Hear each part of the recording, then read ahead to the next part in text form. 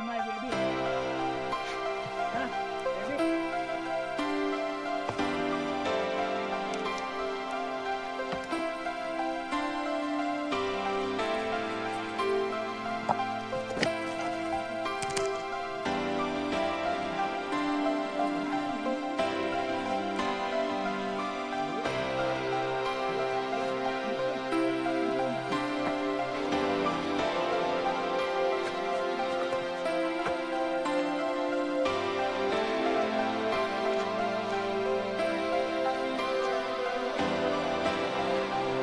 बहुत सारे किले दिखाई देते हैं।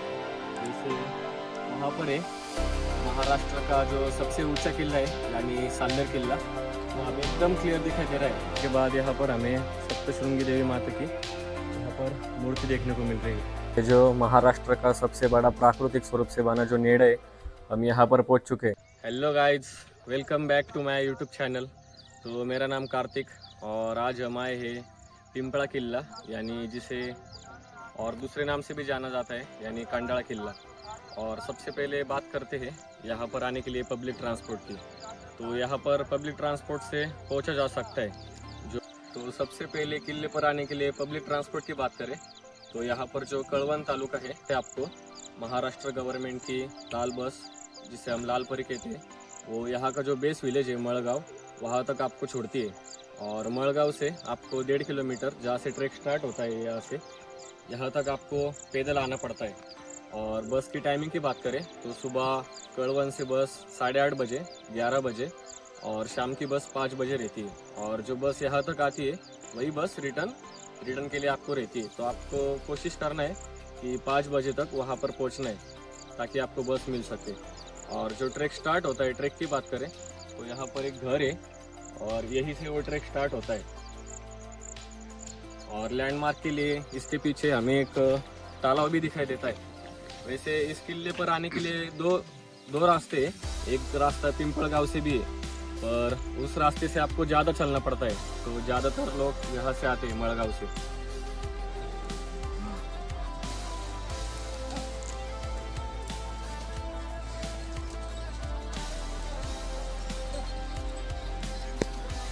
और 10 मिनट का ट्रैक करने के बाद यहाँ पर हमें भगवा ध्वज दिखाई देता है। हमें उससे भी आगे जाना है। और इस पिंपला किले की बात करें तो इतिहास से ज़्यादा यह पिंपला किला उसके विशाल प्राकृतिक नेड़ के लिए माना जाता है। यानी महाराष्ट्र का जो सबसे बड़ा नेड़ है वो इस पिंपला किले पर देखने को मिलता है, जो प्राकृतिक स्वरूप से और एकदम भव्य विशाल है। और इस पिंपला किले की बात करें तो यह पिंपला किले सातमाळ पर्वतरांग का एक महत्वपूर्ण दुर्ग माना जाता है। और हिस्ट्री में इस किले का बहुत महत्वपूर्ण योगदान रहा। जैसे कि यहाँ पर आजू बाजू उस समय प्राचीन समय में जो घाट मार्ग और जो व्यापारी मार्ग था, इस किले का उपयोग उस समय पर उन मार्गों पर नज़र रखने के लिए किया जाता था। और अगर आप इस पिंपला किले पर आ रहे हो तो आप ज़रूर आना, क्योंकि ये थोड़ा ऑफ बीट वाला ट्रैक है। यहाँ पर आपको ज़्यादा भीड़ नहीं देखने को मिलती। और लगभग 20 से 25 मिनट का ट्रैक करने के बाद यहाँ से हमें किला एकदम क्लियर दिखाई दे रहा है। और एटमॉस्फेयर की बात करें तो आज एटमॉस्फेयर एकदम क्लियर है। और क्लियर होने की वजह से हमें आजू बाजू के भी फोर्ट्स दिखाई दे रहे हैं। और यहाँ पर हमें गणपति बाप्पा की छोटी मूर्ति और हमारा भगवा दिखाई दे रहा है। और अभी भी ऊपर जाना है हमें।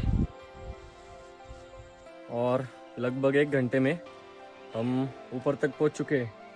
और ऊपर आने के बाद यहाँ पर हमें सप्तशृंगी देवी माता की यहाँ पर मूर्ति देखने को मिल रही है।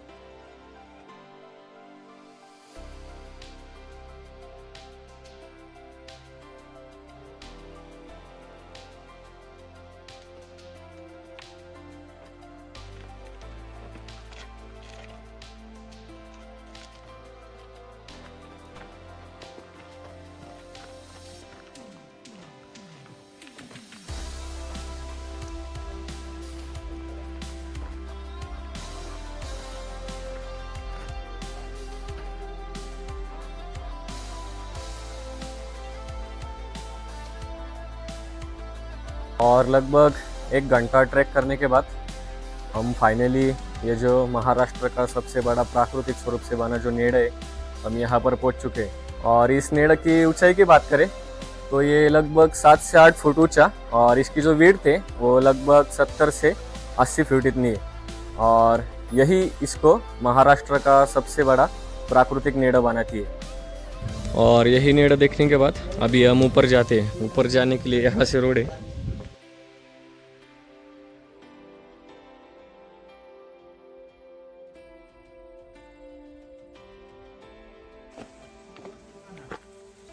यहाँ पर एक भगवा ध्वज है और यहीं से ऊपर जाने के लिए रोड है। तो अभी ऊपर जाते हैं और देखते हैं ऊपर से हमें और क्या क्या देखने को मिलता है।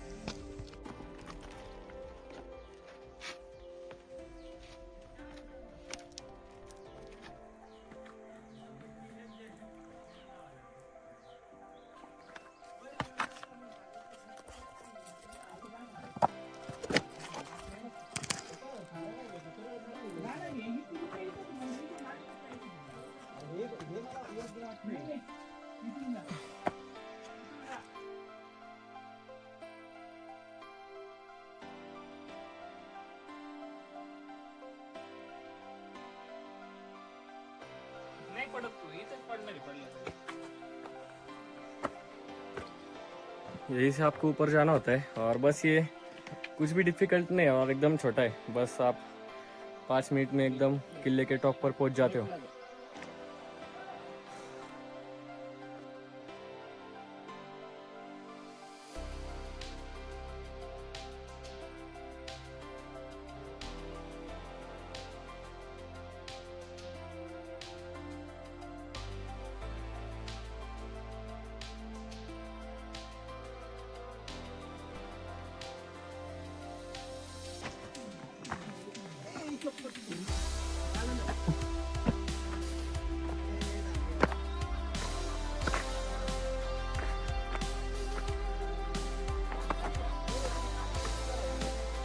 और फाइनली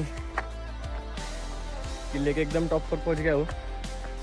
और ऊपर आने के बाद यहाँ पर हमें सबसे पहले 3 पानी की टंकियाँ दिखाई दे रही हैं।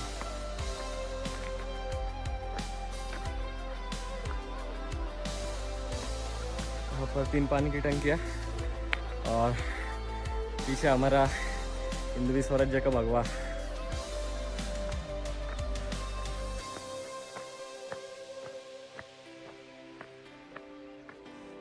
यही है किले का टॉप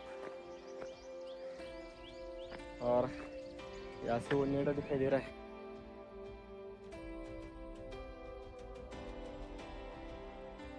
और ऊपर यहाँ पर ऐसा है और ये जो बीच में खिंडे है वहाँ पर दूसरा किला दिखाई देता है। एक ही है मतलब, पर ऐसे बीच में गैप है। तो अभी ये तो पूरा एक्सप्लोर हो गया और आज का एटमॉस्फेयर भी एकदम क्लियर है क्योंकि हमें जो 7 माल पर्वतरांग है वो एकदम क्लियर दिखाई दी। जो पूरा 360 व्यू था वो एकदम बढ़िया दिखाई दिया। तो अभी इस पर जाते हैं।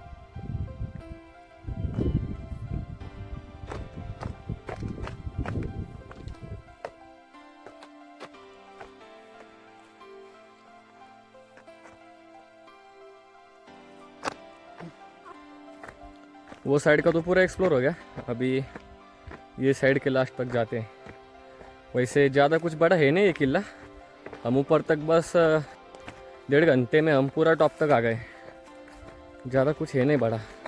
हम जिस रूट से आए वो थोड़ा ऐसा चढ़ाई वाला है पर जल्दी आ जाते हम।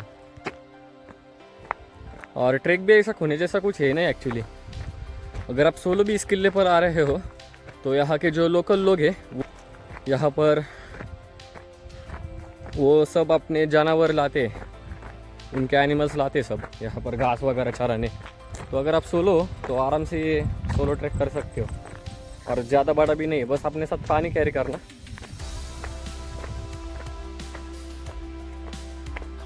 और हम जिस रूट से आए वो तो खोने जैसा कुछ भी नहीं है वो ट्रेल।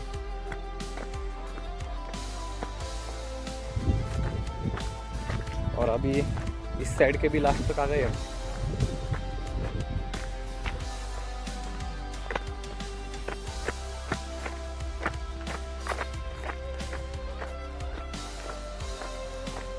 से डायरेक्ट नीचे।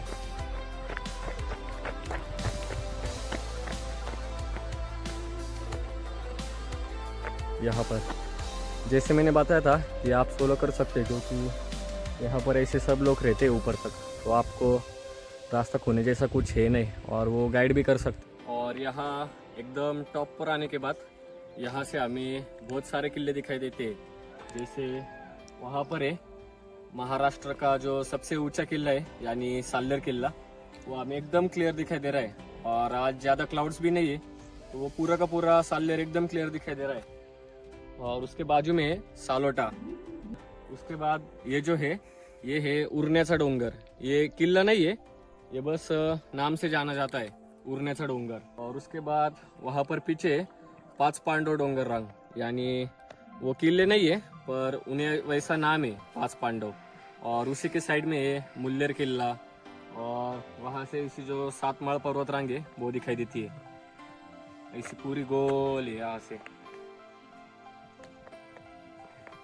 और यहाँ से हमें पूरी 7 माळ पर्वत रंग दिखाई दे रही है, जो पूरे 360 में है।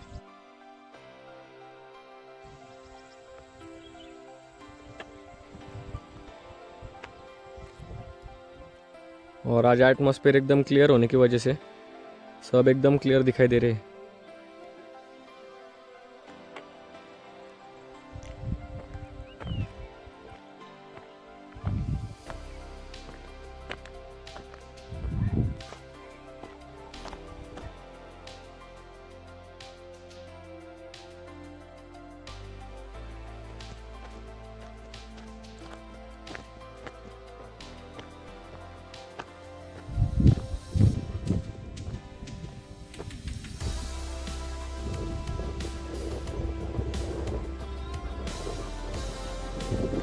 और इस पिंपला किले पर आने के लिए आपको दूसरा भी रास्ता है। वो जो खिंड दिखाई दे रही है, आपकी गाड़ी वहाँ तक जाती है, और उस खिंड पे से आपको यहाँ से चल के आना होता है। वैसे यहाँ से ज़्यादा चढ़े वाला पार्ट नहीं है, पर आपको चलना बहुत पड़ता है, और ऐसे आप यहाँ तक आ सकते हो। पर हम जहाँ से आए, वो जो लेक दिखाई दे रहा है, हम वो लेक के साइड से आए।